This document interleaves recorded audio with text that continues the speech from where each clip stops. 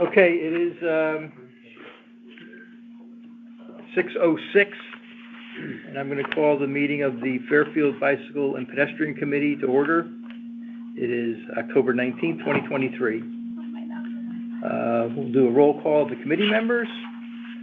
Mike Allen? Yep. Dave Dembowski? Tim Callahan? Here. Steve Nidek here. Tom Keene? Hey. Anya Mezak? Here. Am I saying that right? Anya. Mezak? Is Anya or Anya? Anya. Anya, sorry. Dave Peck? Are you? And Tony Wellman. Here. And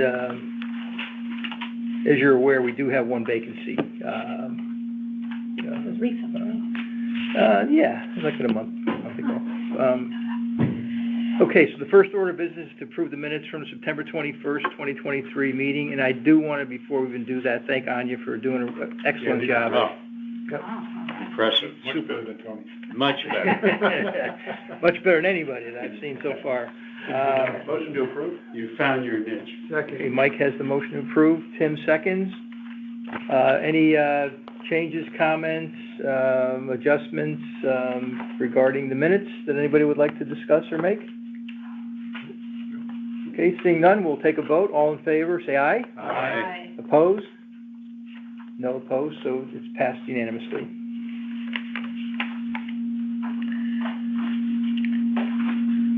As you can see, I'm trying to sort of format the agenda to be a little more standardized, okay? And again, this is just strictly me, so if anybody doesn't like the way it is, let me know one way or the other. But I mean, I think, I always have a few things I'd like to start out with, and then we can go into committee member reports and then the town employees reports if they're there, and anything else that comes up. So generally, we don't have enough time to do all this stuff, but let's give it a shot right now. So the first thing is, well, actually, I'm going to make one agenda change. I'm going to move the, as I said that, the town department updates after the chairman's report, because Bill has an obligation, and we'd like to get those out of the way, and also the fellows from the police department that are going to do a little presentation. So we'll get those done a little ahead of time, and you guys can take off. You have to spend the whole, listen to everything else here, unless you choose. And Steve? Yeah. Steve Santino's here. I just want to let you know I just joined the call. So I just want to Okay, thank you. Okay, so the first item is Mary Tomey resigned from the committee. We have 2 applications in for replacements, and a third today. Someone reached out to us through our email, and I forwarded it to, well, you had one too. I don't know if she ever put the application in. She did today. Okay, then there's 4 now. There's 4 okay. Because I wasn't aware of that, but Jennifer Carpenter, I forwarded her the person's name, and she has a link, and they can fill out the application, and she kind of coordinates all that stuff. So, one thing I did, if everybody hopefully agrees with this, is that I did send a short note to Jennifer Carpenter saying that I feel like the committee is maybe a little bit overweighted on the pedestrian side, and if there's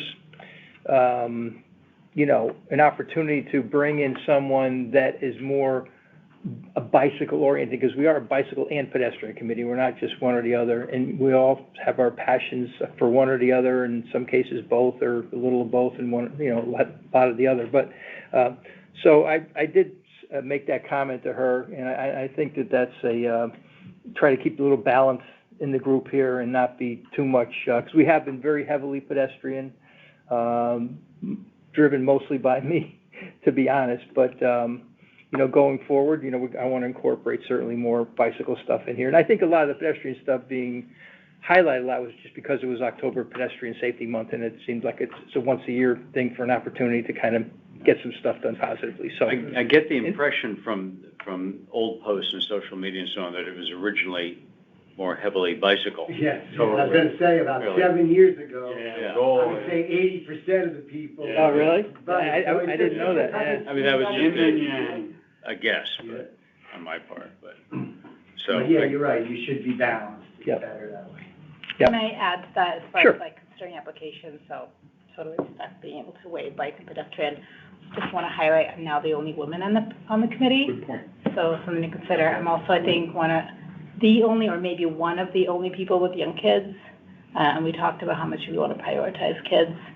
So I think that's something else worth considering when looking at the applications. Actually, when you applied, I'll share this with you, I did indicate to Jennifer at some point, I think just verbally on the phone, that we are very low on women, and that was why I wanted to have you on the board. One of the reasons, along with many others. But so yeah, I totally agree with you. We need a woman that rides a bicycle. That would be perfect. Well, that's Who also wants to be on the committee. Or you could buy one. there you go. have you seen, I should send you guys a picture. I have a family bike that I take around town with my 2 kids in the back. Nice. Oh, That's I would funny. say if I was on either side of those, I would say I'm more bike leaning personally. Okay. Next item I put on here is newsletter publications. And I really want to mention Tony, who did a really tremendous job in getting this information out there through various channels. You know, the 2 newsletters that went out were in the First Selectman's biweekly report. They were in the PD Facebook page, the Health Facebook page too, right, Santina? I think, maybe not. Yes, Facebook as well. Okay. Yep. Okay. And then I happened to hook up with somebody I knew from prior years that is involved with the Hamlet Hub, and he graciously published both of them in the Hamlet Hub. So we had pretty good coverage, I thought, for those first 2 items. And that Tony's now, he'll talk about a little later, I mean, even going into looking at the Facebook page that we have, and maybe, you know, and I'm in favor of that. I wasn't originally, but now I'm in favor of it because I think that, you know, although I'm not a Facebook person, there are, you know, millions of Facebook people, and I think it's a good idea. And again, Tony's done a tremendous job in digging into this stuff and getting all the passwords right and rechanging them and all that stuff. So I really do appreciate what you've done, Tony. Thank you very much. Just one final comment too. I mean, to me, I'll call it the newsletter. I mean, we don't really have a formal name for it, okay? But it's really our main form of communication to the public. And, you know, I took the challenge of kind of doing the first couple because it was something that I had, like I said, a passion for. But I would like all the other members to, you know, think about something that you feel is important, relevant to the general public, and you know, write something up. I mean, I got to be honest. You know, the stuff that I wrote up, 80% of it was plagiarized, basically, and I'm not ashamed of saying that and doing that. But there's so much information out there, you can easily develop, you know, a small article or short article on something. That is relatively not that hard to do. You know, the graphics part was a little challenging, and Tony fixed all that because he, you know, little things like I wouldn't have thought of is that, you know, you got to get permission from people to use their graphics. I'm like, really? Yeah, you got to do that. So, but he found using an NHSBA, right. You don't need that. It's public information or your whatever. Tax dollars at work. Your tax dollars at work. So, anyhow, okay, so that's it on the newsletters. Next item I put in here was committee progress, and we might all be wondering what that means, but I just want to say that I feel like for the first time since I've been on the committee, I have a little sense of accomplishment personally, and I feel for the group. And, you know, that's a testament to, I think, the group kind of coming together, getting, you know, more participation from the members. You know, this month we had 2 or 3 people say, Steve, how about doing this? Or I'd like to do this, and, you know, put it on the agenda. That just made me feel really good because, I mean, that's the way committees have to work, you know. I mean, one person can't do it all, or 2 people. So it's really, you know, important, I think, going forward to have participation of the committee members. And also, I do want to acknowledge that I'm sorry, I skipped one thing. I'd like to welcome Sergeant Wiltsey and Officer Kovac from the PD here to our meeting. I really do appreciate you guys coming, which was my next point, that, you know, for the first year plus, we had 0 representation from the PD here. And Dave, I think your connections have helped a lot, to be frankly. And I think that's wonderful. We love hearing, you know, what you folks have to say. We hope you like hearing some of the stuff that we talk about. And, you know, Hector's been great. Evan, we've had a lot of people run through here, and that's fine with me. You know, we don't necessarily need, you know, one person to be the point person. I mean, that's sort of ideal, but it's not the worst thing. I do want to thank you guys and Dave too for you know, getting this involvement here. And like I said, the last I'll skip over to my treasurer's report, but school participation to me is the missing piece. You know, we need somebody, or I'd like to have somebody from the schools to express their interests, their concerns, you know, things for us to work on, et cetera, et cetera. Because, you know, I don't like to do anything in a vacuum. I don't think it's right or it's fair. So for us to dictate to people, we don't ever want to do that. We just want to help people solve problems and educate people and, you know, kind of do all the right stuff. So I just throw that out there too. Treasurer's report. So when I joined the committee, I was elected treasurer of the committee voluntarily. But we have a budget? It's we do not have, we do not. $87. Yeah. Unfortunately, we do not have a budget, but we have residents, citizens of the town, particularly that make donations on a random basis. I don't think there's any solicitation that I'm aware of. I think it's just people that want to maybe see things that the committee's doing and would like to help out in any way they can and get a tax deduction, I guess. But you know, having said that, with the last two contributions were in, I think, February of 2022 and maybe April of 2022. Don't quote me on that. It's early 2022. So it's been over a year and a few months since we've had. Well, those two, there was a check for $100 and a check for $50. Those were the two that were done back then. I worked on some road race and I was just with Alyssa Israel, yeah. And they supposedly were going to send. Well, they sent $50, so her name was one of the. I earned my keep. Okay. There you go.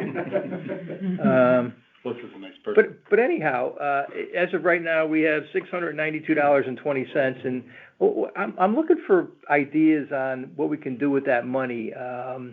T-bills are paying 5% now. Yeah, I know. Yeah, no, I don't think we're quite there. Hi, Frank. Wow, hey. You guys have us outnumbered today. Yeah.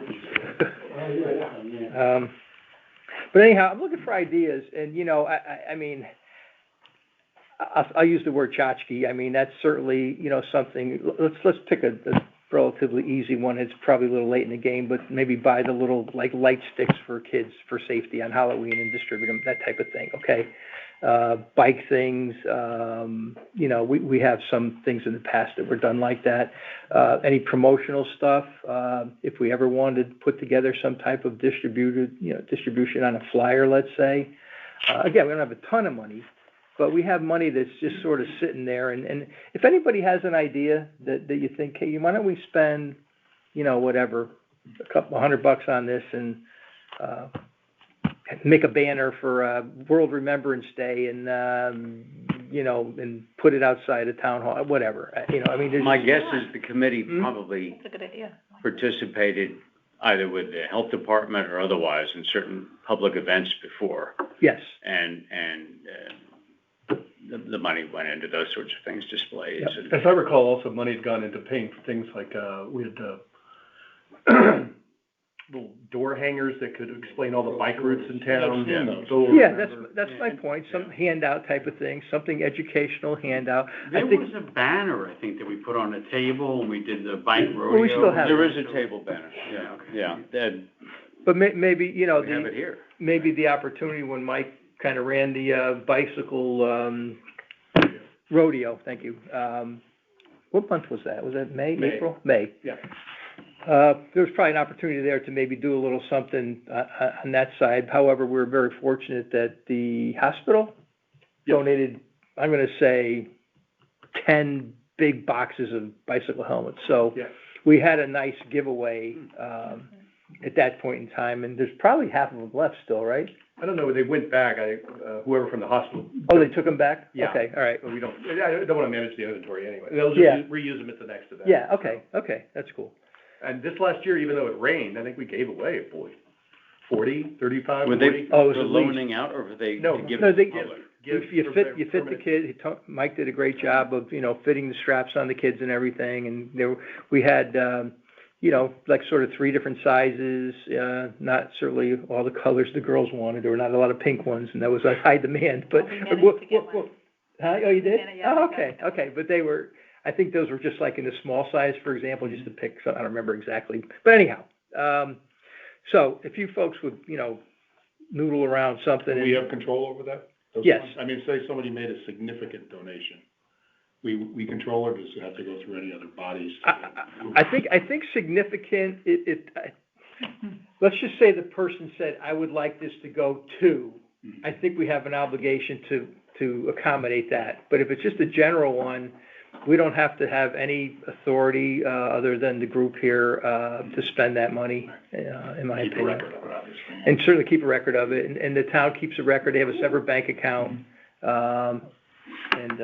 so, anyhow. Don't quote me on it, but Dave might be right, if it's like over 3,000, if someone were to give a substantial one, you may just wanna check with the town attorney if you have to. Oh, no, yeah, certainly, But but, anything under that, I think you're okay. yeah, yep.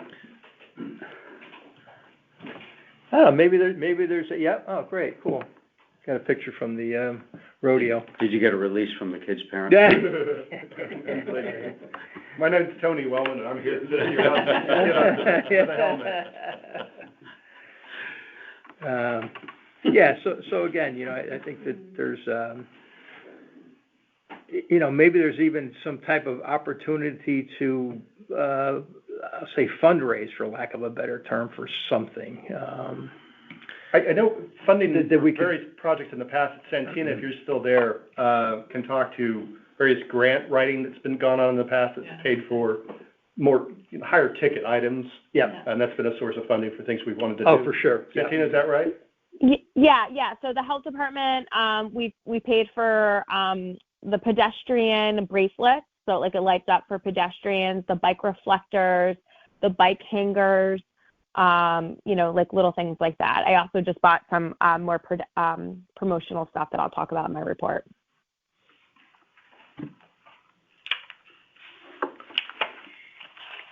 Just as I happened to look at this today, but for the World Remembrance Day, this was something that, I'll pass this around, but they actually do have, like everybody has a ribbon, okay? And this is the one for them. It's a black and white road, basically, which I thought was kind of cool. And maybe there's an opportunity. I know, I will tell you that I did reach out to Jennifer and asked her if the town was planning anything, and she got back to me and said, yes, they plan on doing a proclamation. Not sure exactly what that entails. I do know that the accident that I'm the most familiar with on Mill Plain 3 years ago, it'll be 3 years in November, my friend was involved in. They did have they had it right there at the site, and they had a little dedication for, I think there's like a little monument there or something like that. So that's what was done in the past, I'm not sure. And unfortunately, this year, I'm skipping ahead a little bit on the World Day of Remembrance here, but it's November 19th, by the way, Sunday. It's the third Sunday in November every year. It's a worldwide thing. But it would be certainly nice, if the town does something a little more, especially in light of the fact that we lost 3 people this year, 2 workers, one last week, one on the Post Road, that was probably 8 months ago, and then, of course, the Reading Road tragedy. So, I know about Post Road.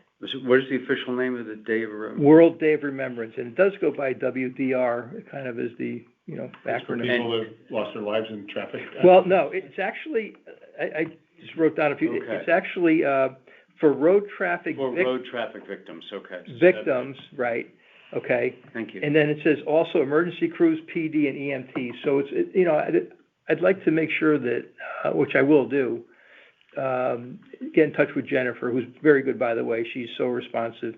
And I think it'd be nice to, you know, if they have something, that would make sure, I wanna make sure they include, not just the, you know, the tragic victims, but the other victims and emergency crews and PD and EMT for the services they do. It's the time to do it, and that's what their charter is. This year's theme is safe streets for people, okay, for example. And there's a ton of stuff out there. You know, and again, maybe we can, the problem is we have a very short window. It's less than a month away. But I don't know, I tried finding where you can buy these. What about putting two of these things together? They're gonna do a proclamation, fine, the town supervisors do that all the time. But what if you made a photo op out of that with you or the committee, with her, and whoever else, and, you know, the RTM or whoever else, or from the PD or whatever, DPW or whatever, a photo op with the proclamation about World Remembrance Day, and then if nothing else, you could take that and you could replace that as the main photo on a Facebook page, which still has Tetro, as the main guy. That's a good idea. Again, I don't wanna, knowing that Jennifer said Brenda has something in mind, I don't wanna overstep her, so I wanna hear what they're doing first. And I think I just want to be part of it. And how can we help? And frankly, there was a picture from the one from November, right. You know, that would have been two years ago, I guess. It was 3 years. It'll be 3 years. Here are the pictures that Blumenthal showed up. Yeah. As did Brenda. This was quite a crowd. I mean, I want to say there were 3 or 4 dozen. This was people. For the World Day of Remembrance 2 years ago. Okay. I don't even know if they had it last year, though. I don't think they did. Yeah. I don't think they did either. My guess is they forgot to remember. Particularly meaningful. Yeah. Well, we forgot to remember. 30 days and 1 hour. I'm not, don't quote me, but it might have poured rain that day or something. Yeah, but I don't even know if they scheduled something, so. Whatever. Yeah, but the That was 2 years vintage ago, now. the 2 years ago was a big Yeah, thing. sure. But I'm gonna send this to Jennifer. I tried to find a place, I couldn't look on the internet and find any place to buy something like that. You'd think it would be out there. On their website, Let me tell you something. there's a worlddayofremembrance.org, Right. and they have. Well, that's where I got the picture. Okay. But it doesn't tell you how to buy them. You know, It's distribute 'em. confusing. I mean, I think it'd be a cool thing for the school kids, to be honest, to just be aware of, you know, what we're doing. That's why, school involvement, I think this would be a wonderful thing for kids, to give them a ribbon and wear it that day, and, you know, make them think about stuff, and, It ties in exactly to what we do. Or if you print it on top of that, remember safety or whatever, some message, because kids are gonna look at dotted lines and go. Yeah, and again, unfortunately. Morse code. Either that or driver's ed class, when they're 16. Yeah, Drive. exactly, yeah. I like that idea. Yeah. Yeah.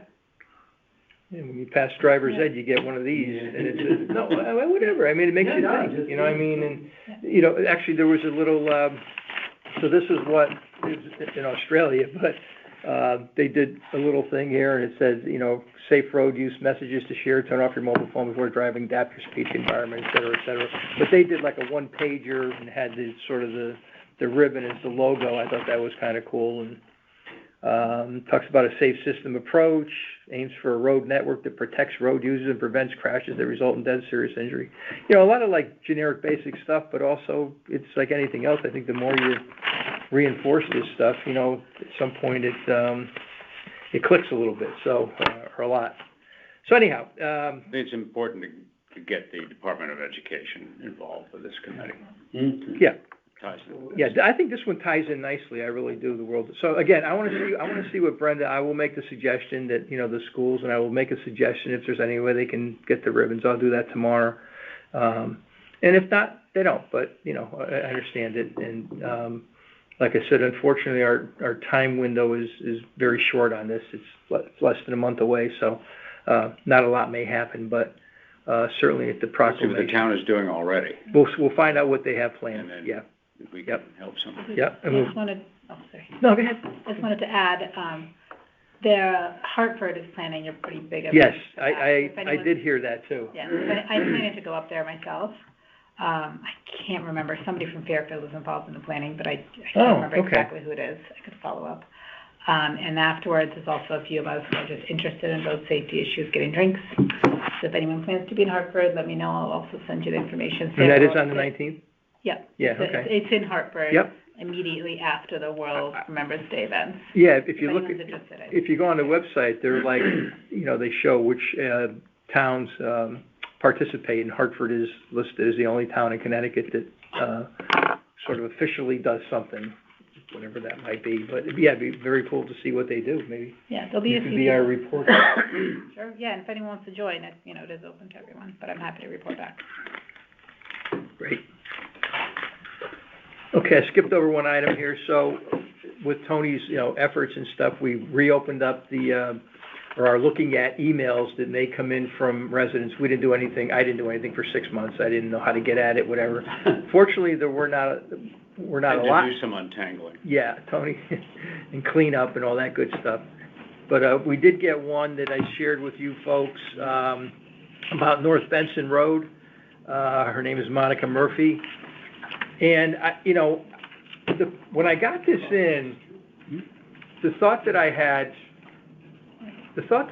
was that we as a committee, I think, should have a little bit of a guideline. In other words, if one person sends something in, I don't think we have to jump on it, because that's just gonna create a mess, okay?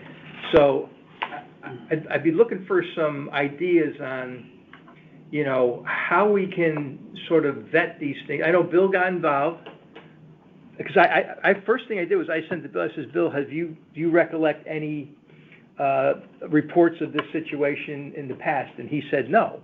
Yeah. Okay, now. Way back. Yeah.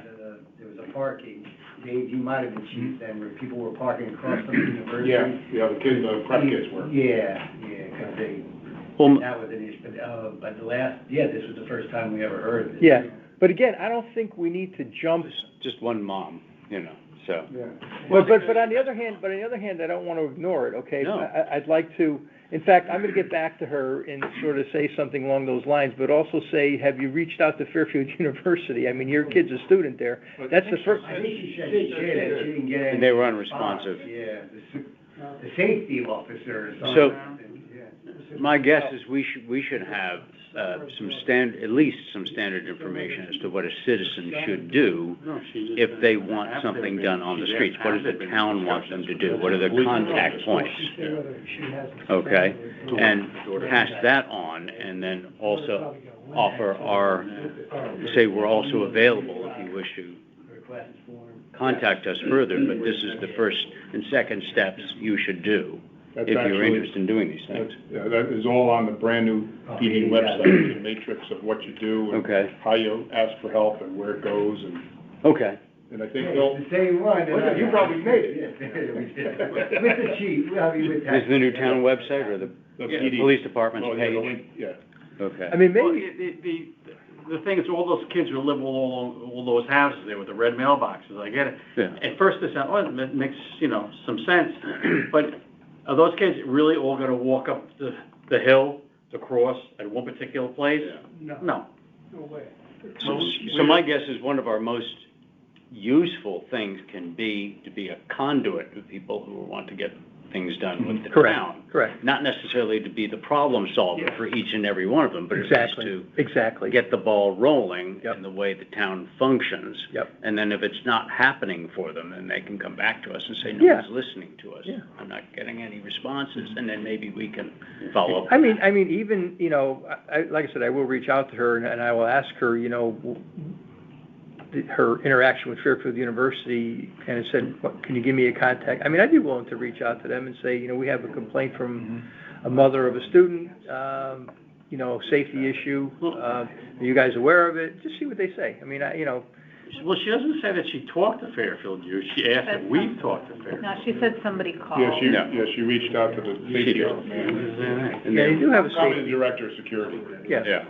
Kind of like Gary McNamara at Sacred Heart, yeah. Yeah, Yeah. and Keith Broderick's there now. Do He said, they have any power to address? December is one of those. I think they have the same power that this woman has, that, it's a state road, Here's and, the link to where you. it probably needs to go through the state and all the right channels, but, So a lot of people don't know who to contact, so we may be useful in that Yeah. way. Forward Point you in the initiative. right direction. Exactly.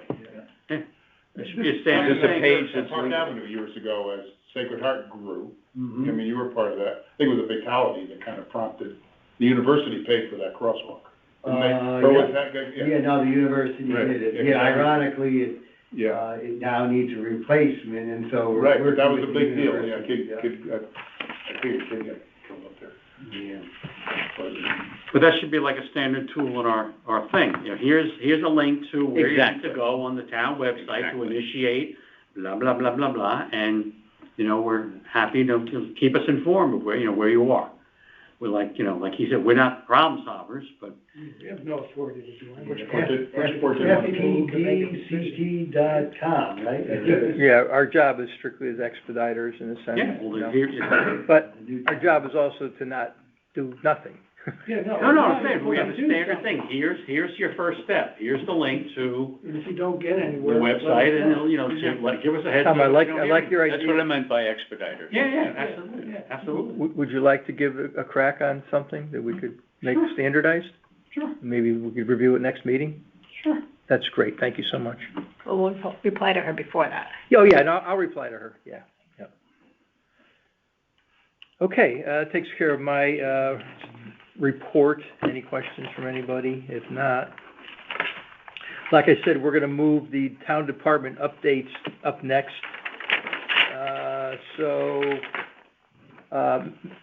Mary Hoag will not be on the call today.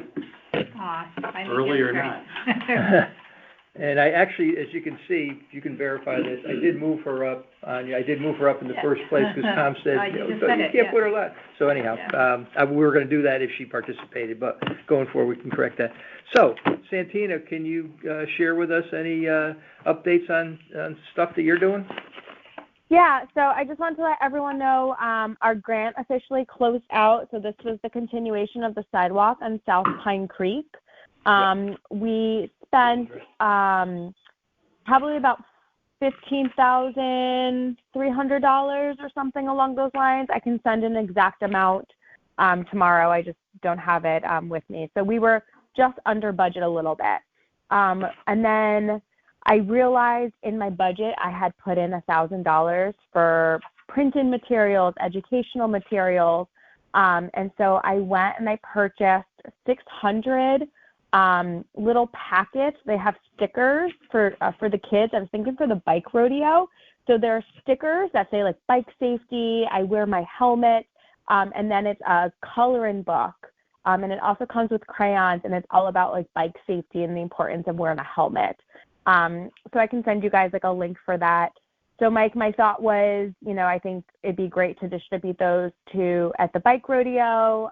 When the health department does any health fairs or anything like that, we can hand them out. If you guys go to any events, like I said, you know, we have that. We do have some of the pedestrian bracelets. We have the bike hangers, and we also have the bike reflectors. And that's really it. So thank you, Bill and George from DPW, for all of your hard work and getting me all of those invoices. I'm pretty sure the last week of September, every time I sent them an email, they probably huffed under their breath, but I'm glad we got it done. The final report is due November 15th that I'm working on. But yeah, other than that, that's it. Okay, great. That sounds like something, you know, that might be valuable, Officer Kovac, to hand out in your sessions. I mean, if we can help, you know, with distribution, everybody likes to get little stuff. I mean, you know, it's always nice to have a handout, you know, a nice professionally done one. So if you have 600 of them, maybe, you know, you can make that, part of your class. So, you know, I think that's a good way to get us involved. Make sure our name's on there, though. Only kidding. Okay, thank you, Santina. Santina, maybe a quick question from Tony Wellman. Were you able to find any high-resolution copies of the committee's logo? I was not, Tony. No, I only have the same copy that you have. Okay. Yeah. Okay. Yeah, I just chased that down. I just downloaded that from the web. But we'll have to see if we can find something closer to the original. Thank you. Because if you're no going to problem. make these things, you're gonna need that stuff. Yep. Would you next like me time- to try to reach out to Keith and see if he has a copy? To whom, I'm sorry? I'm sorry, Keith was the previous chair. Sure, Yeah. Yeah, I can Yeah. try reaching out to him to see if he has an original copy. Highest resolution available. Yep, I'm gonna email him right now. Okay, thank you. Great. Okay, next on the list is engineering department, and if you notice on the agenda, I put Q&A. This is an attempt on my part, and I talked to Bill about this, to change the way we review the engineering projects. To be frank, engineering takes up a good chunk of our meeting because they have so much stuff going on. So I asked Bill, I thought that the report that I want to say Santina again, Mega did last month, listing the projects and where we are, I thought that was very good, and I just asked Bill to like sort of update that. So what's changed since last month? And my thought process is if we all just kind of read this ahead of time and come in here if you have like specific questions, and not go, line item by line item, because this will take a half an hour to go through this without a doubt. So the idea is to get all the information to us, but if you have questions, Bill's here to answer the questions. So, would anybody like to, I have a couple questions, but I'd like to know if anybody else has any questions off of what was distributed. And it was distributed last night, so I don't know for a fact that everybody got it. We'll shoot to do it a couple of days. Yeah. Thank you for taking the time to do this. Procedural question. Sure. For the minutes, if we're not like actually talking about it, how should we file these kind of updates? Should I just copy paste them into the minutes? What do you think? That's a good question. I don't have an answer. I'm tempted to copy paste because it seems relevant to anyone who'd be interested in reviewing. Yeah. I don't have a problem with you doing that, because it's on there, and once it's. But it's sort of a matter of what do you put in and what don't you put in there? And the minutes become public, so Yeah. if it's something Well, that shouldn't anything he be does public. is public. Yeah. Right. Already. Right. Yeah. But again, the only problem I have with that is, Make it an appendix. you do it for everybody or nobody kind of thing. Here's an idea, just tack it on as an addendum rather than having to paste it into a separate document. Easier, cleaner. Good idea. How about this? In the minutes, you can refer to it as, Appendix A, And do you have a place? attached, Appendix A attached. At the end of your little blurb, say, details can be found in Appendix A, which is attached, something like that. I think that's good. As long as you can update, Any like questions? upload. And when that's posted online, they include attachments on the So website? she's gonna include it at the end of the document, okay? Oh, I But do put it into. put the it in, minutes. Oh, so I it'll would be put it, part I of would put it right into the document. document, Got it, but got it, reference got it in the minutes Right. that it's Got an it. attachment, okay? And we'll try it. But I'm also thinking if there's any discussion in the meeting, that should be captured within the minutes. Oh, Yeah, 100%. Okay. Yeah, if Oh, anything's 100%. important. I Well, just that's wanna make sure that's that the there's Q&A context. portion, Okay. okay? So those who are interested in the details, to drill down, if those who Right. aren't, and they Right. stay above That'll it. save Bill a ton of time. Well, I agree. Yeah. I totally agree, and Bill, do you have any objection to just taking this next month and, adding in again? Make it something completed. Call it a living document, and then when it's complete, you put a big star check mark next to it and I say do done, something or? very similar with the flood erosion board, so I'm fine with it. And between Meg and I, one of us will be able to easily do that. Yep. And maybe, actually, anything, for example, in here that's highlighted and has nothing prior means it's new. I was gonna say if there's a way to highlight something new, but, Yeah, I think that's what we did, that's what I tried to do. yeah, but the last two are obviously new because there was no prior stuff, so that's a good way of knowing what's new. And then the only thing I was just gonna tell everybody was when you said something about a sense of accomplishment, since the Bike and Ped Committee, and with engineering and DPW, Health Department, and Economic Development, 30 sidewalks, 30 streets have additional sidewalks that basically increased our mileage from 110 miles to 125 miles of sidewalk in town. And we have, I think it was about 24 roads have a bike route on them. And 50 bike racks or air or repair stations have been installed. So, and that's roughly in the last 10, 11 years. So, to show you that, we have about $14 to $15 million in grant money in the hopper, either just recently completed, final design, or, as I said, in the hopper for next year's design. And actually, the meeting I have to go to, I'm going to be required, now it's not a vote meeting, but it's just a capital planning meeting for next April. But we were going for $8 to $10 million worth of bike and mostly pedestrian improvements, with some complete streets elements, sidewalks, RRFB, and pavement markings. So just to give you Sorry, this an is idea. another grant you're applying for? Oh, no, well, these are a combination of grants and funding requests. And just to These are all fast the forward, class. don't forget speed tables, right, Dave? Raised crosswalks, I suppose. They're called lots of things. Yeah, well, Evidently. This is my quest, I've been working on this for 15 years. Request for proposal. No, so, You said- anyway, I So do have close to you go. can smell Is that what you said, RFD or RFP? Sure.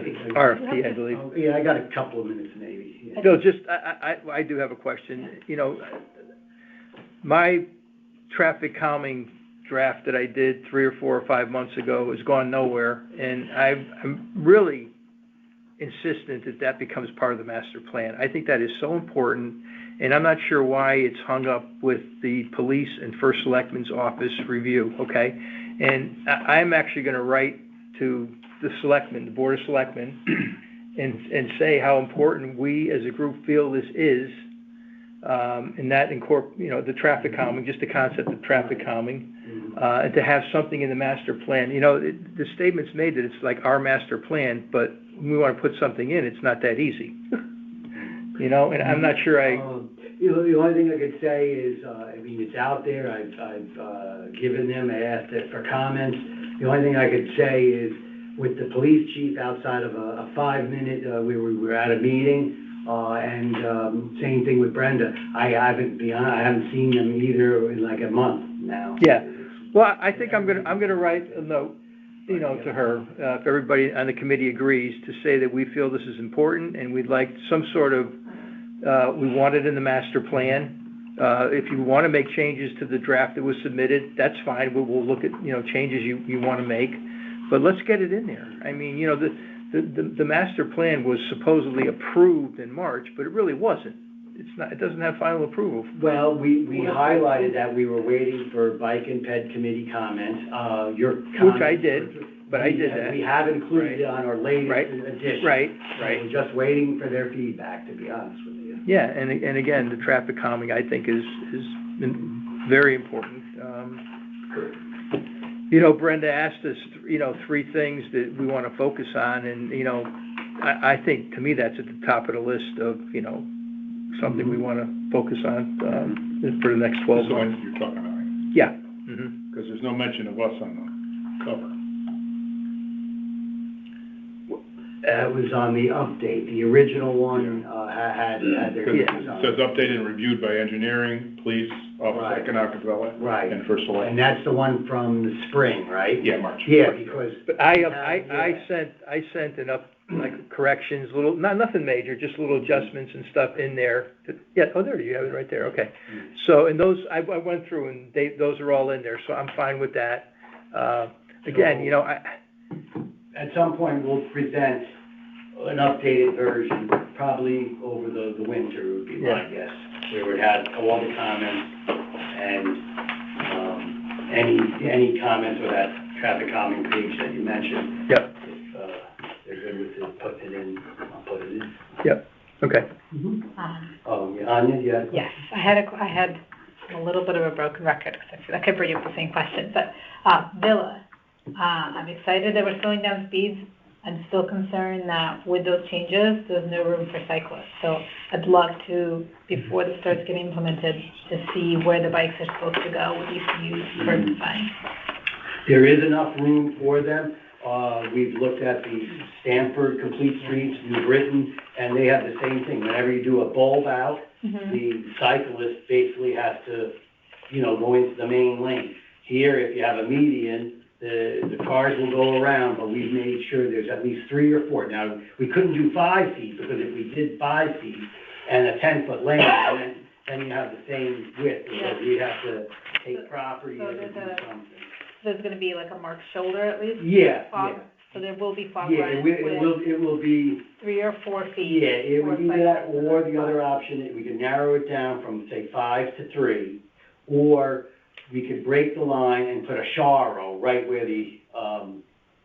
Okay, so that's what, you're on the same boat as I'm me. on that now, I yeah. prefer the line, Yeah. so we're stretching it a little bit where the bike lane should be, or So how bike wide route is 5. How wide is the 10-foot total, you say? The 10-foot 3? roadway, and then it 3 would for the be bike. 5, and then we go down to like 3, and the island takes up, some of the pavement in the middle, so. So I don't think I followed. So at the narrowest point, how much do the cars have and how much do the bikes have? The cars would have, at the median, the cars will have 10, and the bikes will have at least 3, maybe even Okay. 4. Okay. Because the total road, if I recall, is 32. So, if we do, 32 and a 7-foot island, that's 25, and then 10, that would give you like 2.5 on either side. If we go to 9.5, then that gives us 3 and 3. So we might even, at the pinch point, only do 9.5-foot lanes. I think that's okay. Well, it's stretching it, When we're trying to but you slow know cars what? down, It's right? only a white line, you know what I mean? So there's plenty of room for fire trucks and whatever, so we're gonna try it. We're gonna try to narrow it down to 9.5. The only other spot that has 9.5 is Fairfield Beach Road. Okay, so cars will have 9.5. Yeah, but yeah, say approximately, just for the record. I don't- Okay, cars I'm will have- going by. Don't quote me. Because if it's 34 feet, then we might even have a little bit more, so I have to check and see the exact width. I know it's at least 32, it might be 34. Okay. If it's 34, then, Can I email you to get the exact numbers? I'm just, oh, yeah, usually we wanna make have sure it, yep. Mhm, yeah, we have get that it. right. Sure, Okay. no problem. Thank you. All right, well, I do have to go. so- All right, thank you, Bill. Thanks, As everyone. always, appreciate And it. as always, if there's any questions, you either go through the chairman, or, and I'm informal enough, you can always email. Yeah, I prefer everybody send stuff to me, that, because then I wanna make sure I stay in the loop, so. All right. Oh, you want me to email you the question about the fees? About the what? You said to email you instead of Bill to ask about the numbers on the road? What you just requested. What I just Yeah, requested? yeah.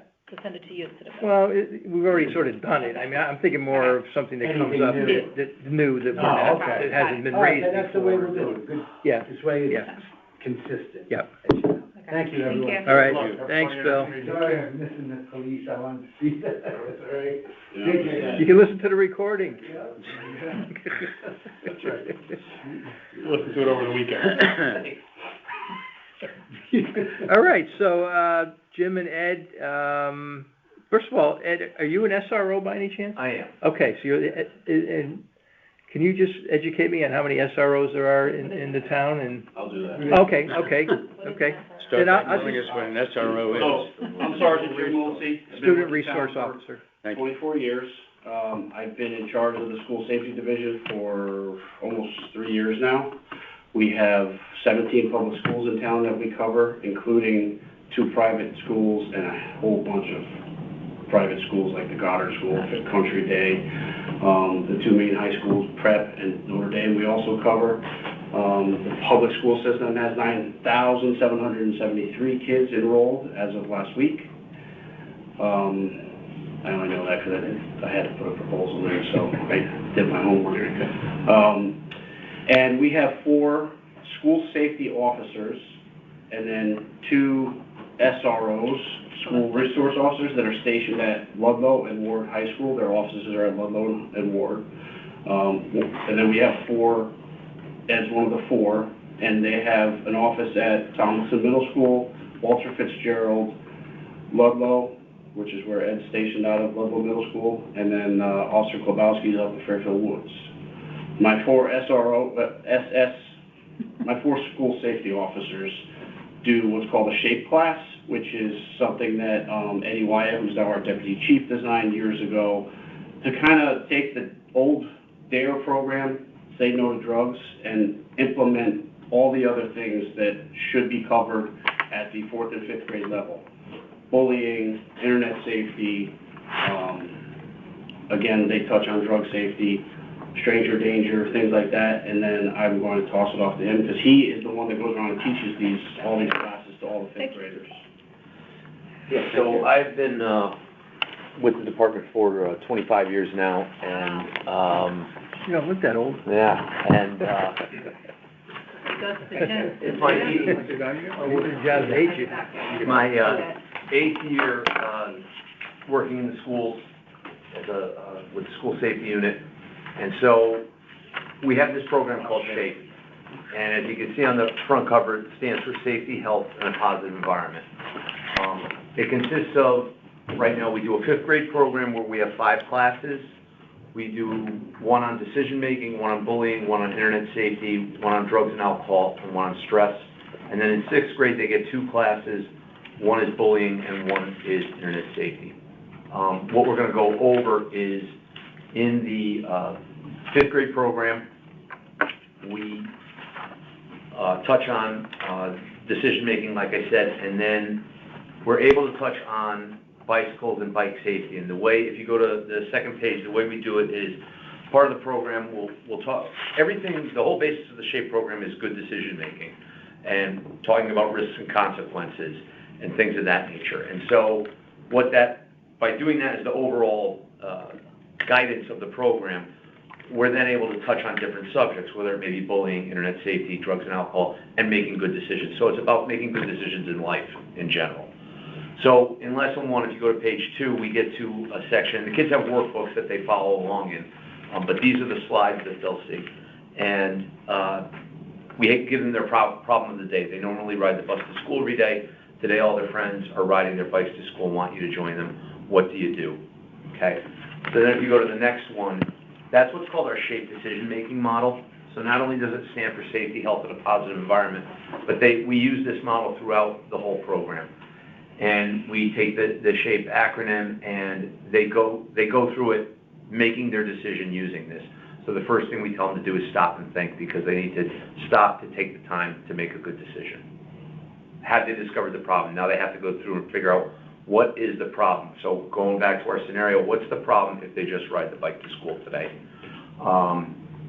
They then come up with choices. We let them know that every decision is going to have at least 2 choices, and they'll come up with a few choices. Well, I could, just ride the bike. Okay, why would that be detrimental? We talk about that. I could ask my parents. I could not ride the bike. They come up with different choices. And they'll actually, in their workbooks, they'll write these things down as we're going through this portion. Then we have them pick one of their choices out of the ones that they've come up with, thinking about whether it would give them a positive or negative result, and then at the end they evaluate it, and they have to write down why it was a good choice or why it was a bad choice. So that whole problem of the day kind of then lets us segue into talking a little bit about bike safety. So if you go to the next one,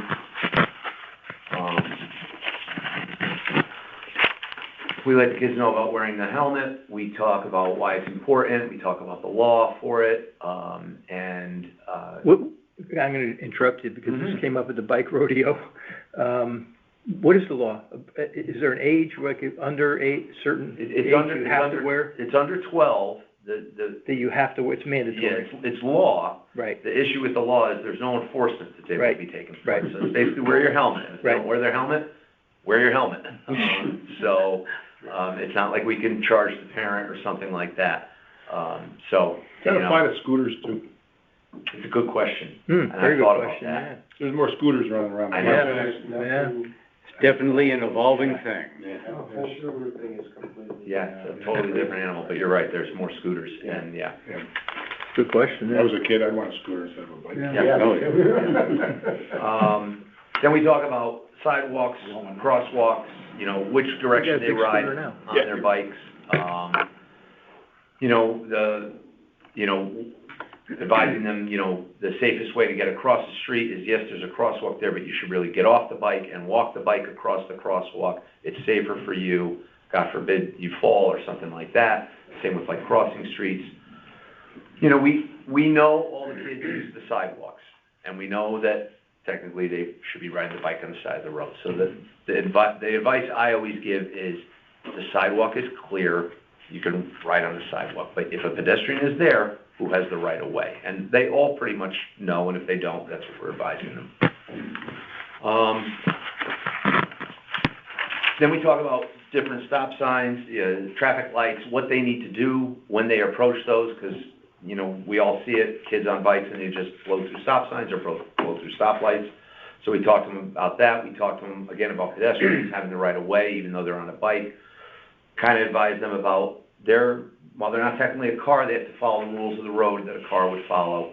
And then we go over yield signs with them. Most fifth graders have no idea what a yield sign is, so kind of go over that with them, making sure that they know stop sign, you have to stop, stop light, red, you have to stop, things of that nature. And then the last one, we go over some hand signals with them. And that kind of covers it. That kind of gives us a good 5 to 10 minutes. We take questions from the kids if they have any, and that's how we cover bike safety with the schools through our SHAPE program. I'm curious. Do you guys have any sense of where most of, if you can generalize, where most of these kids' heads are at when they come into this class, and how much parental guidance children are getting in this stuff nowadays? I think it depends, and I think it depends on, like, the schools. Like, one of the schools I cover is Sherman. That is a big foot traffic and bicycle to school. School. If it's nice weather, there's barely any cars that come and drop off. Everyone's either walking to school or riding their bike. But, you know, if you get to a school that may not be set in a residential neighborhood like that, like Sherman is, there may not be, you know, like maybe like Dwight, where who's going to bike to school? It's probably a 5-mile ride, you know? Or Burr. They may not have the depth of knowledge that kids that started at a young age will have. Yeah, I'm just curious, but I mean, I'm not a parent, so I'm coming from zero as to what the understanding is nowadays. My parents happen to be very firm on this stuff in terms of instructing us at home, but I have no idea what's prevalent nowadays, and if you can even... I think for the most part, if these are kids that are bike riders or walkers to school, the parents are enforcing it, and a lot of them know the rules, you know. So even before they take your class, a lot of them have, this stuff has been reviewed with them by their parents. Yeah, like when we go to, like, you know, stop signs and traffic lights, there are always kids that, you know, when we ask, you know, we'll ask, what do you do at a stop sign if you're on a bike? There's always kids that are able to raise their hands and say, you have to stop, you know, you can't just go. Or a red traffic light. No, we have to stop at that. So, yeah. Thank you. And one other really dumb question. As an SRO, are you stationed in the schools for education or for security or for both? Both. So while I, you know, have the pleasure of getting to come in and teach some classes, my number one priority at the school is you know, safety and security. But, you know, it is both.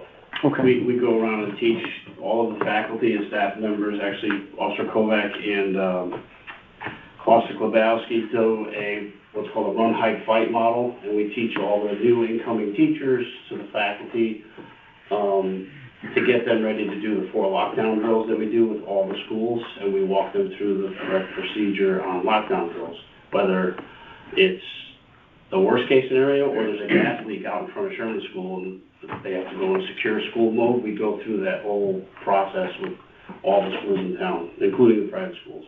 And our generation was duck and cover. Good. Yeah, it's the so that's 21st century. Like, to piggyback off what Ed said is that, yes, we do have the luxury that we are embraced and supported by central office and the Board of Ed to allow us to get the curriculum approved through the central office, Fairfield Public School System, into their classroom. And it wasn't like when we went to school, even like when I went to school, their day from 7:20 in the morning is back, minute by minute, it's scheduled out for those kids. Classes, tests, every minute is accounted for. So we're very fortunate enough to have 6 officers out in our schools teaching this SHAPE curriculum, in the 5th grade. And like what I said earlier, a lot of this is, they get a lot of the same material in their health classes as well. So these kids are getting from us, as an officer in class, a uniformed officer in the classroom, teaching this multi-week, remind me? Yeah, it's not just 5 or 10 minutes. Ed will visit the same classroom for multiple times throughout the couple months that they do it. Then there's a big graduation. We give out the T-shirts, we give challenge coins, K-9 comes in and the kids get to take pictures with the K-9. So it's a big deal for us to be able to get into schools and do that. But then they're getting it again through their health teachers. The same, very similar curriculum. So they're getting it twice. I don't know, they get it in 6th grade, right?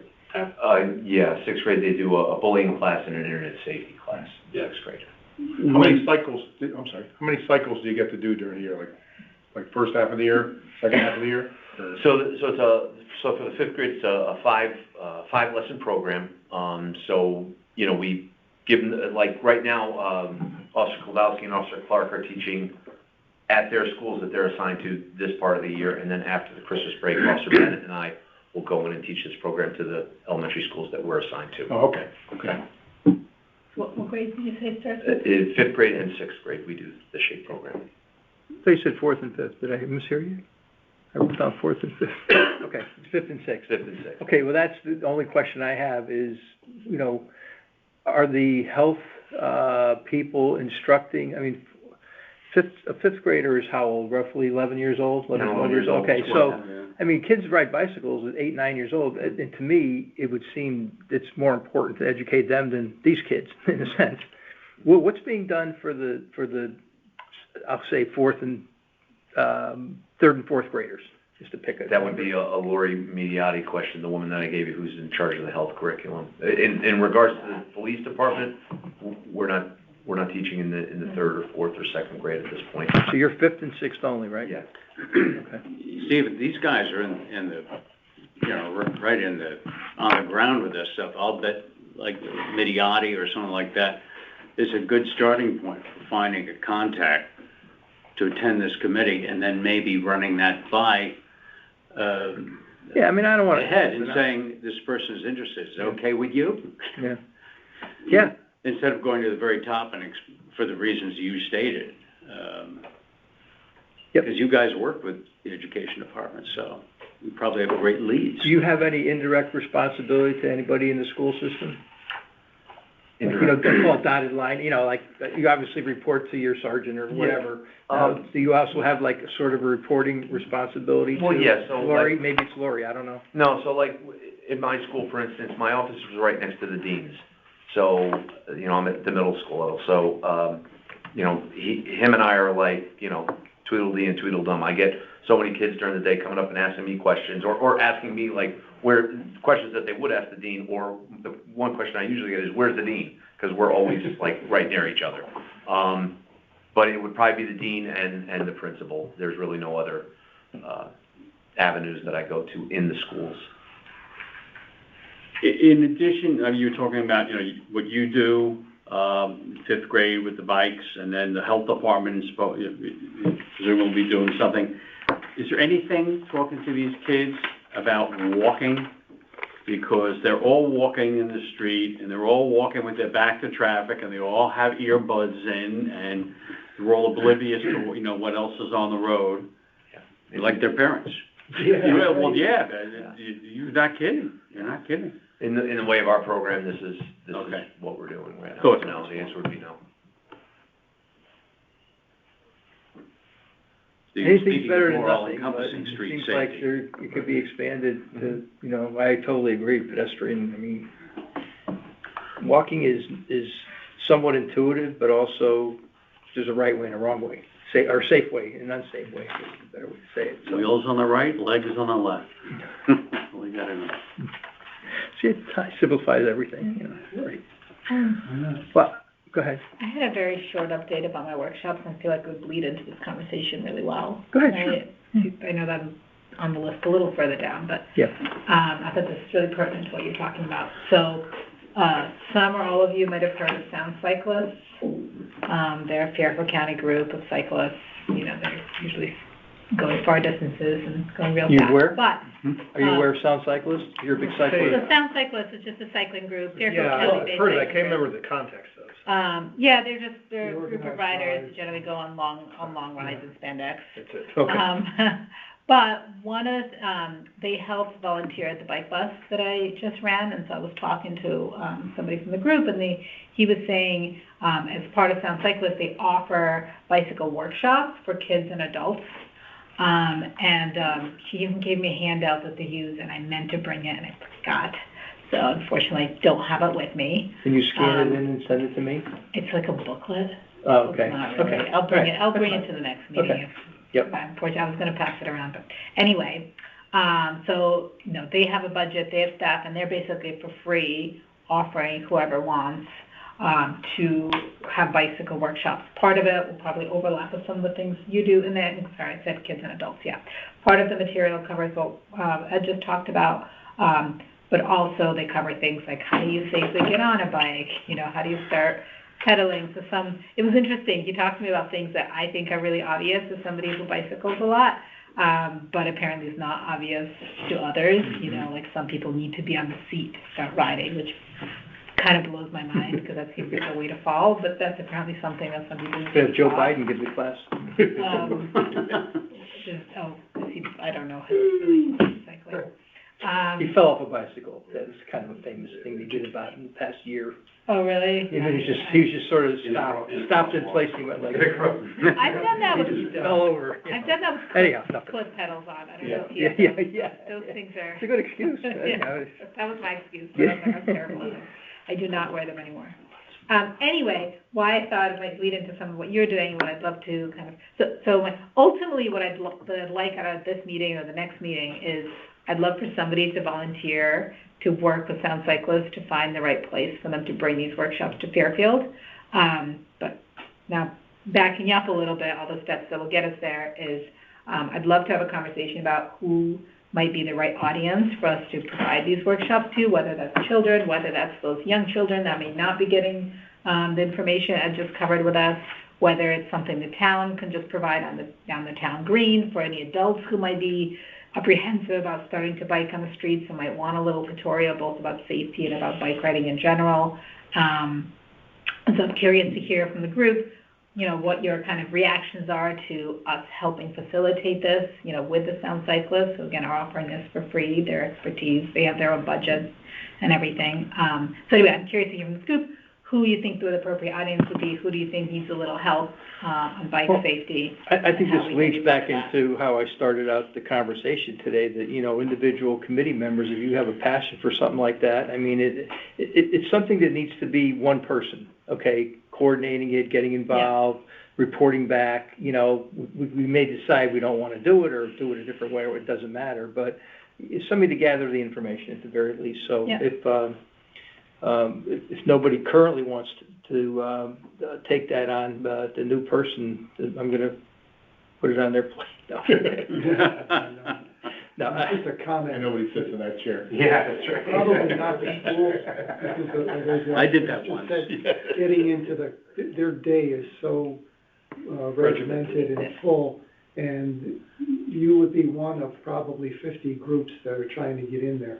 So probably not at the schools, but maybe something like on the town green or, Yeah, it could be after school. yeah. The bike rodeo. How about like the weight? bike rodeo popped into my head too, I don't say, yeah. Well, that's interesting, yeah. Yeah, I I mean, wonder it about seems that. like a good, When is it? a good mix. May. So May. national Is that the bicycle- one that's held at Pequot? That's associated with No, Pequot? this year we did it at the YMCA, the year before we did it down at, Jennings Beach parking lot. Okay. Our bike guys get involved with that. Yeah, no, Heavily. The Jennings Beach one was good because it was outdoors, there was more room, it was sort of a it happened to be a nicer gorgeous event. day too, yeah. Yeah, and it rained this year, we went there, we were stuck in a room, smaller than this, frankly. Right. I think Yeah, something that popped into my head because you were talking about, pedestrian and, what safety, measures are taken for pedestrian. Every school, definitely elementary, and I believe each middle school does a walkathon. And they're doing, right now is when most of them are going on. Right. Yeah, we have one, they're all going on right now, they do them in the beginning of the year, but that might be something where you would be able to, Is get it in and instructional? kinda. Is it meant to be instructional or? It's not, but, Charity. Well, it's fundraising. it's Right, fundraising, do they just, but don't they just walk around the track? it depends on the school. Okay. Because, like, Tomlinson, no, they actually walk down the streets, like Roger Ludlow, for instance, yes, they just walk on the track. Jennings, they leave campus and walk. Right, to they the leave neighborhood. campus, so it might be an opportunity for you guys to come in and say, can we give 5 or 10 minutes of education first about safe walking? And then, they kids get to go do their walkathon.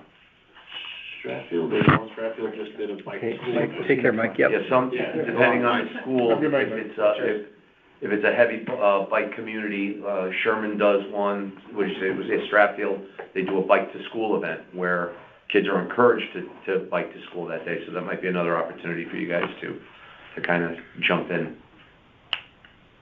And a lot of these walkathons they start off with the PTA. Mm-hmm. The parents organize it, so that would be a contact for you to reach out to. Yeah, the PTA came up, maybe you brought it up, somebody brought it up at one of our meetings that, and I think it'd be wonderful to have a PTA. The problem is every school has their own. Right. Yeah. There is, yeah. There is a general one though for the Yeah. town? Yeah. Representative from there, I think would be wonderful. In fact, if I had to pick someone to be on the committee, I would almost prefer that because they're not involved in the school administration side. They have the loudest voice. Pardon? They have the loudest voice. Well. And they can raise a lot of money too. Yeah. They are very good at raising money. Yeah. So they'd be a good resource to reach out to. We just raised $25,000 for composting in all elementary schools. We're very excited about. But does anyone want to work with town cyclists and figure out how we can bring this to maybe like bike rodeos one? Well, at least like investigate it and see if it has any Yeah. potential, what effort it would take, what,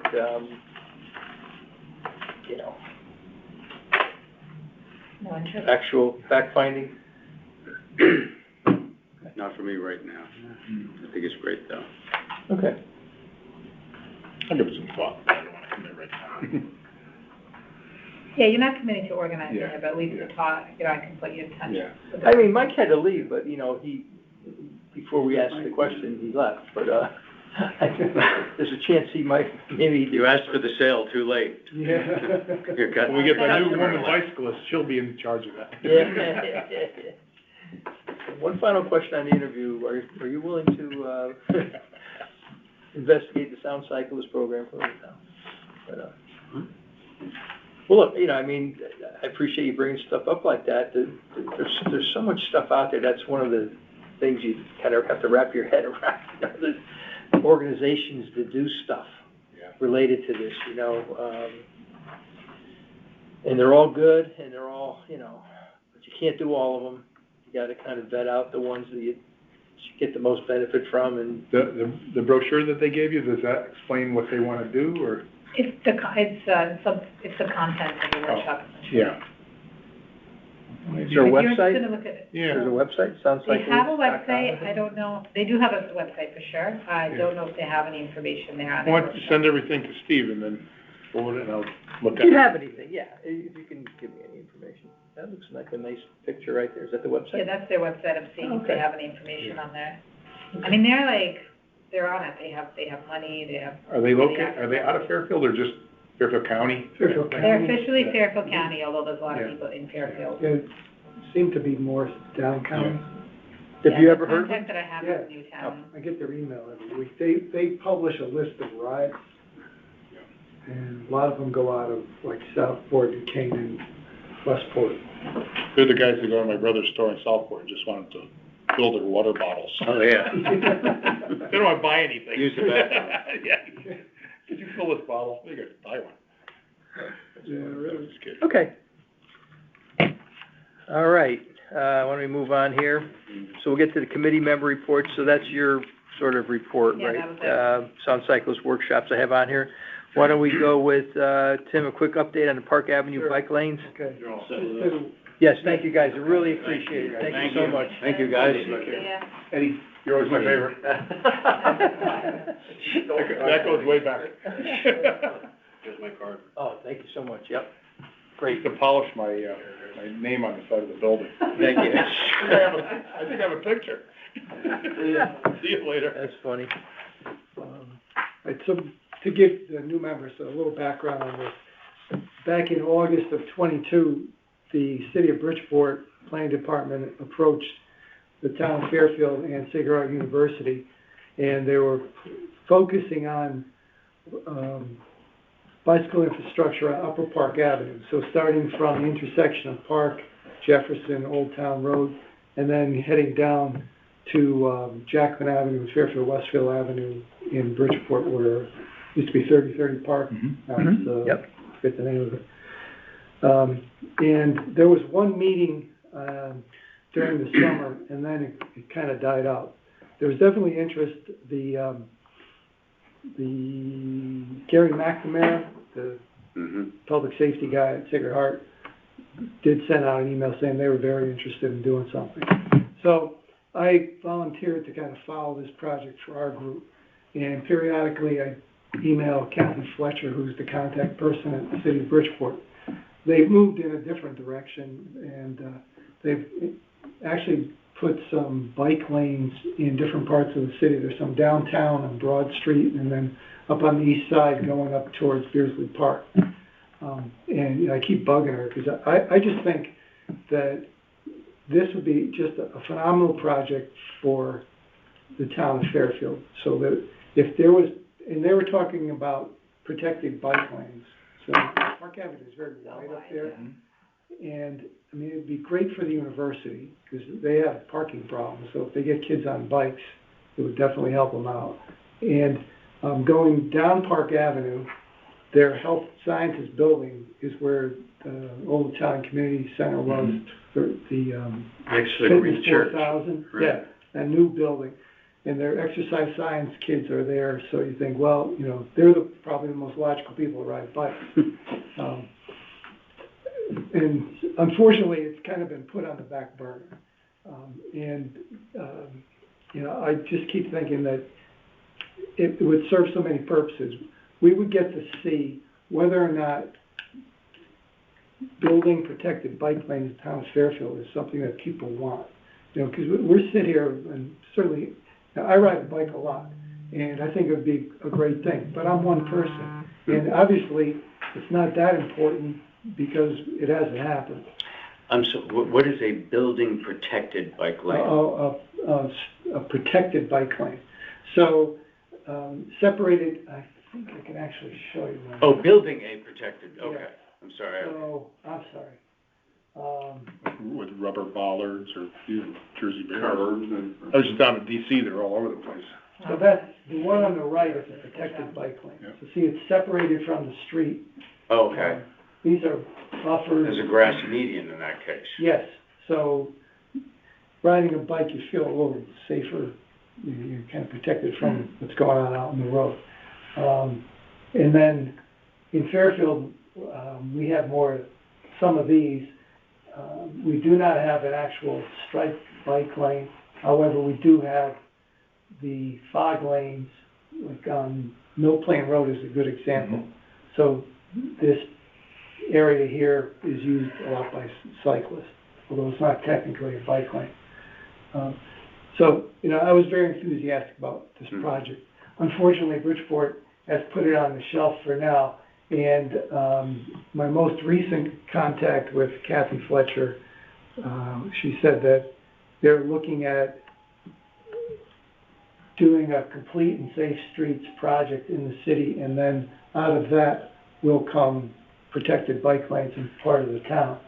And I thought it was very interesting in the approach they're taking, because, you know, we have some controversy in our town right now with this. And if you look on the right here, so in my mind, it's a very sensible approach. They're going to find out what the people want. So they're selecting a consultant to lead them through it. There's community input, which is, in my mind, is key. They'll come up with a draft, go back to community, see what they have to say, and then come up with a final, safe streets plan for the city that'll be incorporated into the master plan for the city. Would this be on both sides of Park Avenue? Yeah, I think so. The reason I'm asking is because isn't one side of Park Avenue Yeah, Fairfield? the golf the course same? Yeah, well, side. that's why they contacted, Okay, so let me just throw something out there. Doesn't Sacred Heart have like a tremendous, first of all, they got a boatload of money, okay? Wouldn't they have an interest in you would think. co-funding a stretch from Jefferson Street or above, now they have places up above there, from the Parkway to the Italian Community Center, for example, okay, which is probably a mile and a half, if I had to guess. As a start, though, I mean, you know, isn't that better?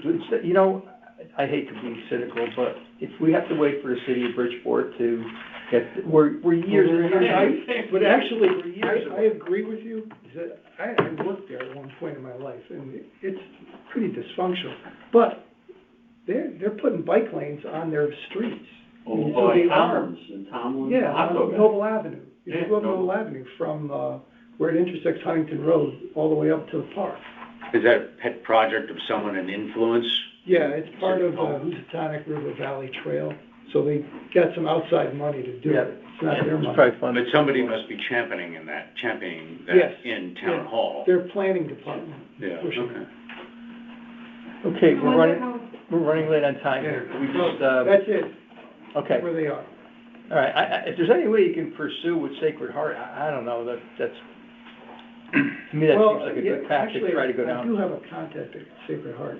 The guy that runs their physical therapy program, Okay, you know, I can get. might be worthwhile, I mean, Or you can reach out to McNamara, that's his job. Yeah, yeah. His job, Oh, yeah. he's the vice That's president, true. and blah, blah, blah. That's part of their public You know what? engagement. I'll forward you the email that Yeah. he wrote to, Yeah. Tom Gill back in. Yeah, but that's his job, is to not only be the director of security, but to engage with communities. Yeah. You would think, like even their west campus, which is GE, Mm-hmm. you know, coming up, that's a Jefferson nasty Street. hill on Jefferson Street. I ride that sometimes. Yeah. You need an e-bike. But, I still go down. yeah, going down is fun. You go around and you go down. Maybe like a magic carpet to get you Well, up and that's hill. the street where they had the Uber Bad crash. accident, yeah. Yeah, Head on. they've had a lot of fails on that street over there. Yeah, it's a.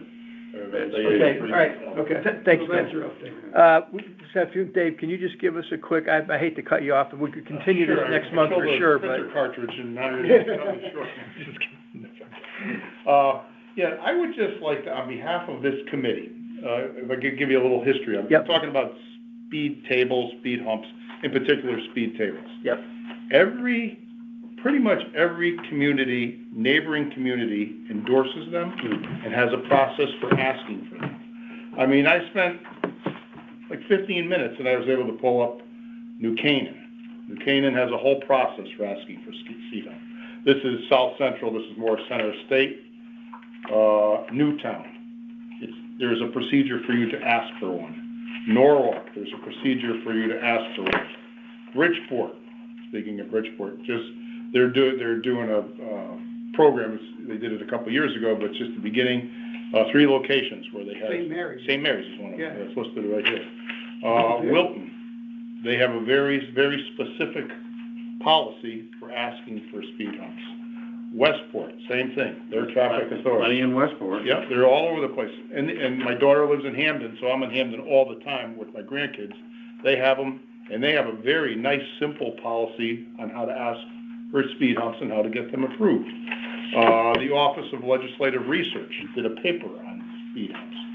Now, my frustration is, and I worked my way up through the police department, and at one point, I was a captain. I was in charge of the traffic division where he works. They reorganized a little bit since then. But that's when I first started, because there is no doubt in my mind that speed humps work. Now, I know our engineering department, they're kind of like this about it.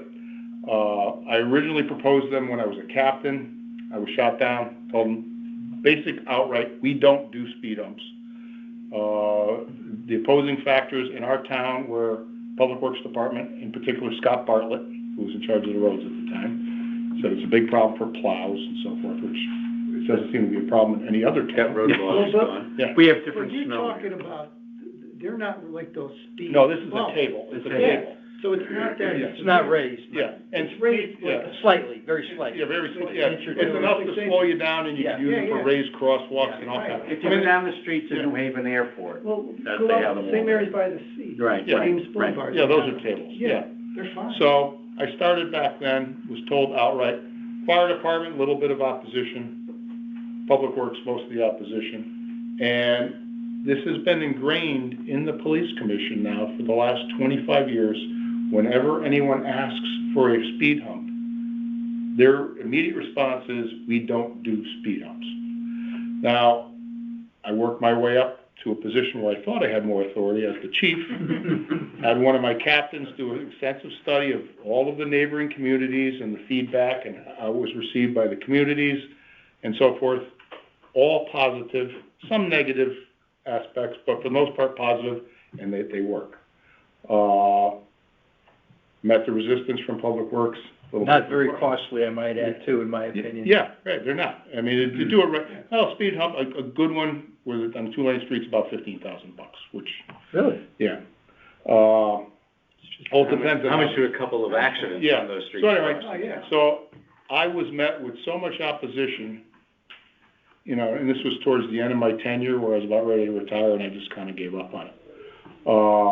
Chief McNamara, I don't know if he pursued it at all, but I know Chief Liddy, who I play golf with every week, we talked about it. He tried to resurrect, Chief Liddy, Christopher Liddy, L-Y-D-D-Y. He was the chief before the current chief. He was met with opposition, and basically on the QT, he told me, and, you know, this is just what he told me, that the commission is afraid to open Pandora's box, that everybody will want them all over town. Yeah. But if you have specific criteria and you're working in conjunction with the guidelines set forth, you know, by the National Highway Transportation guidelines, you have a check and balance with the engineering department, and there's certain criteria for putting in a speed table. I think limited applications around town, and I could just think my part of town. I was thinking Fairfield Beach Road, down the end of my street. These are areas where I remember getting complaints when I was on the police department. Fairfield Beach Road, French Street, end of my street, Pine Creek. Any long straightaways is really. Pequot Avenue is always one. Park Avenue. And these are streets that have, so we tie in with this because, you know, our charge is not, you know, to slow speeders down. Our charge is to make it safe for pedestrians and bicyclists. So, you know, that's where we have to focus on. But like a Pequot Avenue, any little cut-through streets like, by you, like Narrow Street, where the Narrow people, Street, yeah. where the people set up their own chicanes with, you know, traffic signs and everything else. So people Or Gould. Yeah, Gould, as they but cut we all it. know sections of streets in this town where they would probably be No plain a roads. good spot, yeah. And there's a lot of criteria, and the volume of traffic is taken into consideration. If you go over a certain number, it would not be a good street for, speed tables, if it's near a firehouse, if it's near a police station. So Oldfield might not be suitable. Oldfield might be too long of a stretch, and the traffic volume certainly would Yeah. probably preclude a street like that. But And the police and fire department but use it all the but time. my point is, I mean, just looking, we got Bridgeport, Norwalk, Westport, Wilton, Reading, Stanford, Hamden, and they are all over the place. I probably personally put at least 30,000 miles a year between my cars and motorcycle riding up and down the East Coast and traveling all over the place. And, you know, I've been to Europe, I've been to Ireland, I've been to England. They're used everywhere. Why can't they be used in Fairfield? Well, I think we need to organize. What do we need to do? Yeah, well, I need to organize I'll call it a movement for lack of a better term, but, this ties into my whole traffic calming, because that's, the traffic calming draft, I think speed bumps is the first thing that, the suggestion was to try some things. Yeah. Pilot programs, I call them, okay? But this one to me is such a, easy one to do because it's not very expensive. There's, I can't really even think of a good objection to it. I know, that's why I don't understand. As a matter of fact. So, but we need to raise that. How do we get the Well, police commission? I think what we need to do I is think to we'd have- maybe come up with an idea for a pilot program. Pick a A location. location. Yeah, a location. We'd have to do the same homework that a citizen requesting a stop sign or a speed sign, where you go out and you survey the neighborhood, do they want it? You still use that, I made that form. Yes. You still use it to this day. Yes, we do. Okay, so you go out and you ask the neighbors, is this what? You gotta is this get what you want? signatures. You get signatures, and then that gives the commission, a feel for the neighborhood, if they want them or not. Now, going back in time a little bit, and I'm unaffiliated, I'm not Democratic, I'm not a Republican, I could care less about either one, but I do know that back in 2019, and I'm not, endorsing anybody, but I know Brian Farnan, who's running for office right now, he was an RTM member at this time, and he lives down on Roland Road. I don't know if he even still lives down there. Yeah, he does. But anyway, he had done an informal traffic survey on his own of his constituents, maybe, I don't know if anybody lives down there, and 180 residents responded saying the situation is dangerous and it needs police enforcement. The survey asked which traffic calming solution do they want, and the solution they feel most effective would be police presence and speed tables. So, that's 180 people that live in the beach area, that's what they seem to think. So he presented this to the police commission. This is actually from the minutes of the November 2019 police commission meeting. Yep. This was when Chief Liddy was the chief. He presents it to the commission. The commission kind of gave him the same old, whatever. Nothing came of it. And then they asked one of the commissioners, Commissioner Ambrose, who's still on the commission, asked then Captain Calamaros, who's now the chief, how often do we use speed bumps in town? Captain Calamaros said the study was done on speed bumps or humps to use as traffic calming efforts that the police commission can approve, and they can approve these as a legal traffic authority. And then he said, and I just sent him an email, but I think he's away at the IACP convention. Yeah.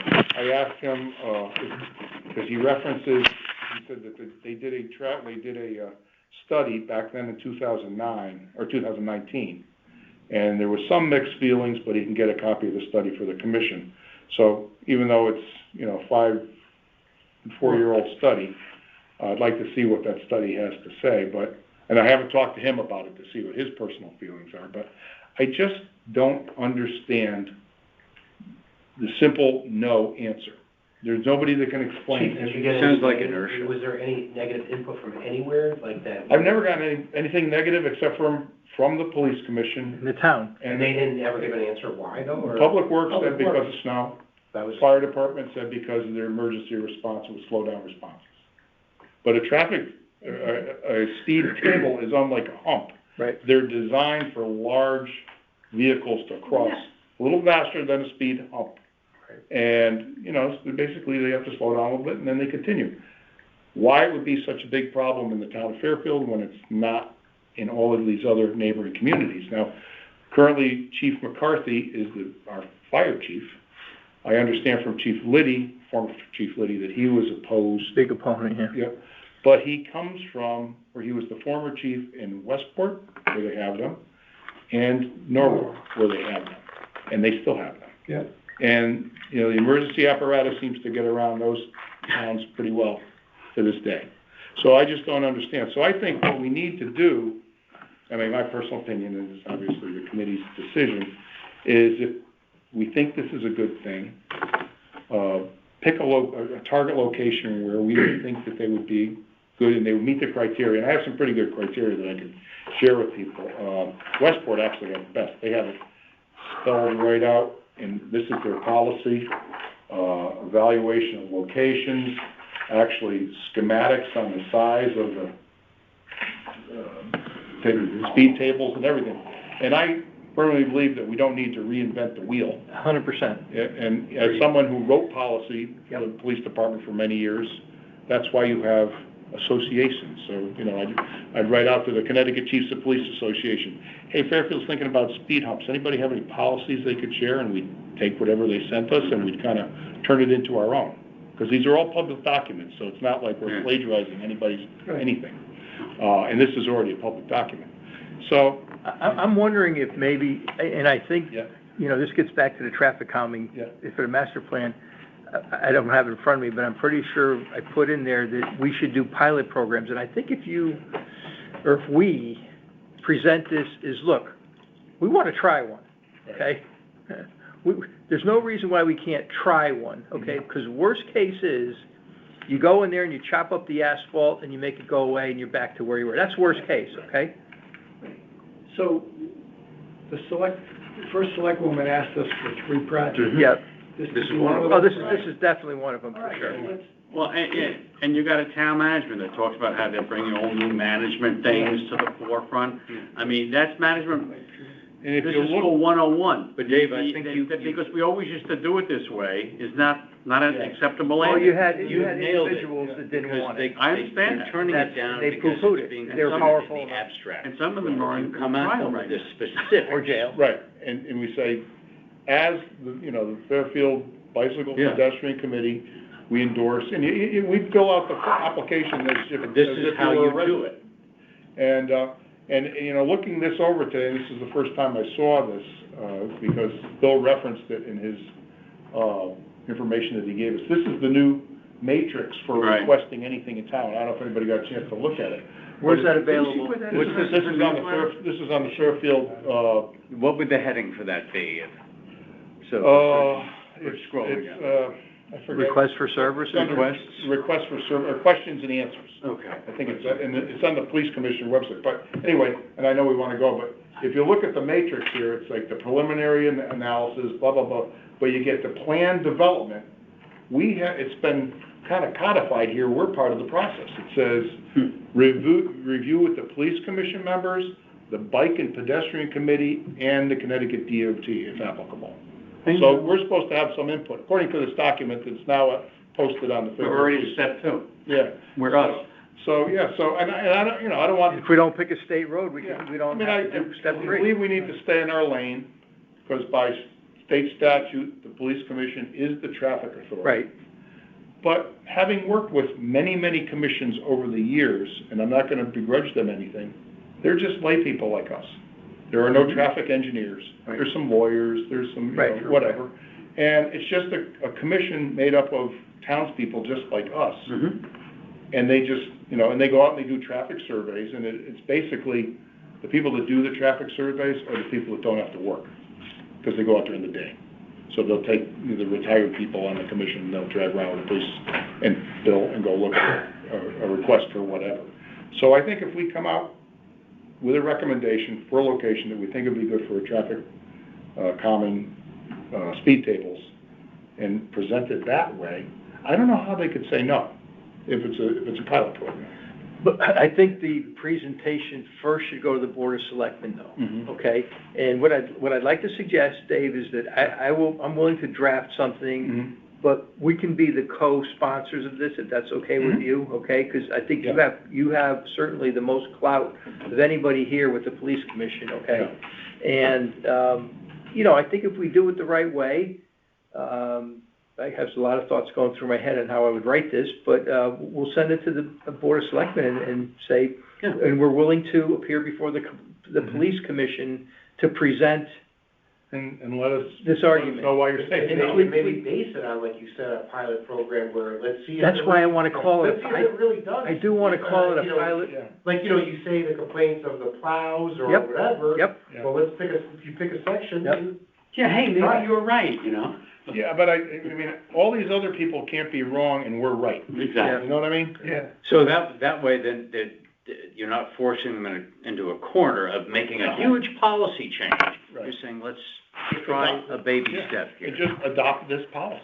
Yeah. I mean, that's, because the other thing, and then I'll shut up, is that, they talk about, the request for whatever, the preliminary analysis, data collection, plan development, okay? And they talk about going into their traffic calming toolbox.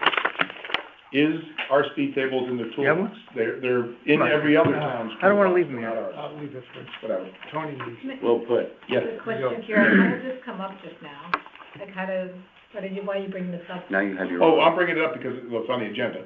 Well, sorry, I should have. I brought it up through the, No, I he brought it had up, asked us last meeting if we had something that we'd like to have put on the agenda. right. Oh, no, sorry, Yeah. I should provide more context to my Yeah. question, that Yeah. was very poorly No, worded. my traffic calming idea draft that I have specifically says we would like to do pilot programs, it has a little verbiage about making the town safer and all that stuff, but to do something to make the town safer from a, physical Yeah. infrastructure And it has to relate to type bicycles and thing. pedestrians. And speed humps are on there. Yeah, so. We listed 5 or 6 things. Okay. I'm like 1,000% Yeah, agreement yeah, yeah.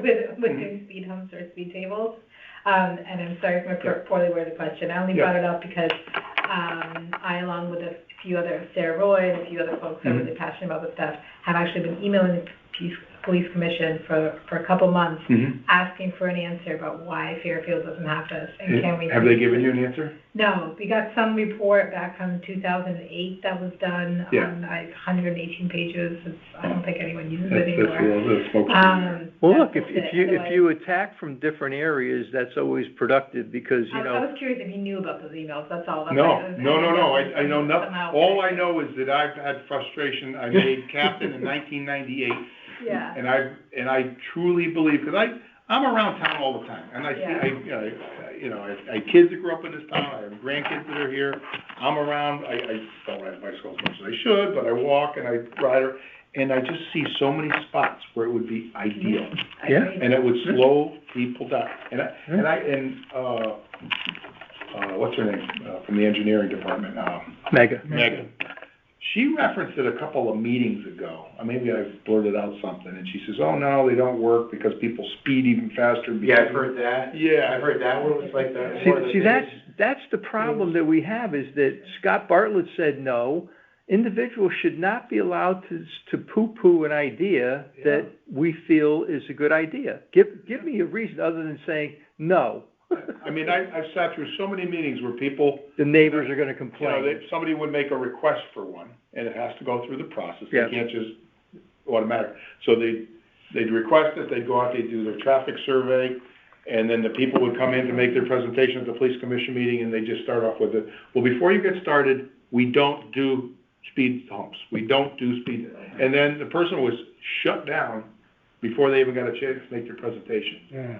I think the other portion of that too is that people are more worried about if you do it here, everybody's gonna want it, so that was the other. Certainly. Those were the two main. Yeah, but if it I'm just saying, but those are the Great, two if it things, that's why I Yeah, asked. that's what Chief Liddy said. He said Yeah. that, he goes, that's what. But that's where the word pilot comes in. That's a powerful Well, word. that's why I said that. We was a wanna pilot do it as a program. pilot, You can okay? err on Hey, if it don't work, we'll throw our hands up and say, I get it, it doesn't work for this reason, that I mean, reason. there's people always asking for stop signs, speed signs, you So know. along those lines, can we pursue the bike stuff with Sacred Heart as a pilot? I mean, if you wanna get in touch with McNamara, I'll send you the, correspondence that he had. Yeah. I think that's a Also, wonderful, my yeah, contact. I have no problem with that at all, believe me. He was the chief before, 2 chiefs ago. Very confusing. I can get back to There's 8 of us that total. guy in the science program. Wonderful. I found it very approachable. He was very approachable when I was handling PR. Maybe rather than the having them executive play the department. lead, if Sacred Heart is the lead, Bridgeport will fall in step. Yep. But I didn't know Yeah, if you if guys they see were we're aware forming a that partnership Fairfield with them, Federal Highway- maybe it makes them look better, I don't know, whatever. Federal? And, they'll come. It's All right, hey, I'd like to, Motion to adjourn. Yeah, like- well, that's what They have the, okay, that's what you got. yeah, that's the document that he sent out, Okay, that's what I cool. came. I was, you didn't know if you had copied it. Yeah. I don't know if you've seen that, so if you haven't, I'll send it up. I just did. Okay, yeah, motion to adjourn? So moved. Okay. I'm not sure. Adjourn the meeting adjourned at, the official watch here, 7:49. Okay.